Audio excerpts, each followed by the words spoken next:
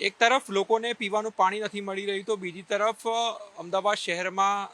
માનવ સર્જિત ફુવારાઓ જે છે તે વહેલી સવારથી જોવા મળી રહ્યા છે। અમદાવાદના રામદેવનગર વિસ્તારમાં ભંગાણ સર્જાતા હજારો લાખો લીટર પાણીનો જે છે વેડફાટ થયો છે। તમે જોઈ શકો છો કે રામદેવનગરમાં ડ્રેનેજ અને સ્ટોર્મ વોટરનું જે છે કામગીરી કરવામાં આવી હતી, પરંતુ નબળી કામગીરી હોવાના કારણે જે પીવાની પાણીની લાઈન છે તેમાં ભંગાણ જે છે સર્જાયું છે અને ભંગાણ સર્જાતા જ પાણી જે છે તેનો વેડફાટ થયો છે। સમગ્ર રોડ ઉપર જે છે તે પાણી જે છે તે થઈ ચૂક્યું છે અને લોકોને પણ પારાવાર સમસ્યાનો સામનો જે છે તે કરવો પડી રહ્યો છે। તમે જોઈ શકો છો કે અહીંયા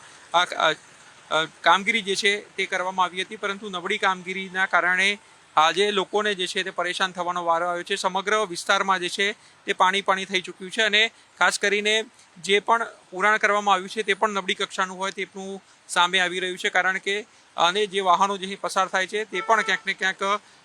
ખૂબ જ